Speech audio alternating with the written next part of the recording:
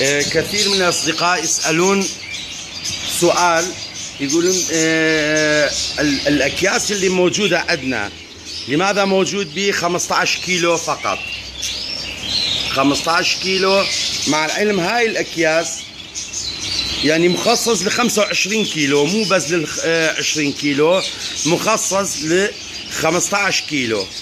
نحن بآخر سفرنا إلى ألمانيا تكلمنا مع الشركة وحكينا وياهم عن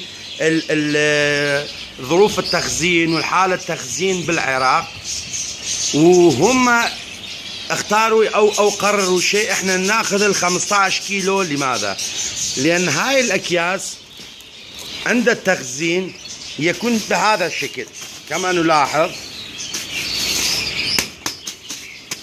نلاحظ الآن، يعني يكون مجال الهواء والسمك المواد. إذا احنا نخلي نقول مثلا لو نخلي بها 20 كيلو هيجي، هاي ال 20 كيلو إذا صار بهذا الشكل كما نلاحظ، يصير يعني مجال الهواء البذور اللي يقع بوسط يعني فوق وتحت يعني أكثر شيء قابل للتلف. لكن لما يكون الكيس 25 واحنا نخلي بها 15 كيلو عند التخزين كما نلاحظ السمك يعني يكون مجال الهواء ممتاز، وهاي البذور ياخذ الهواء ما يعني هو السنة واحدة كما تكلمنا عنه مسبقا، والجميع يعلم هذا الشيء، والسنة واحدة كلها حسب قوانين أوروبية.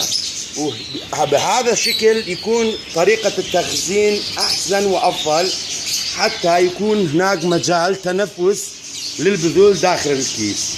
وحتى مال كناري هو مال 30 كيلو احنا نضع به 20 كيلو. وهذا الجواب للأصدقاء اللي سألوا هذا السؤال، وشكرا.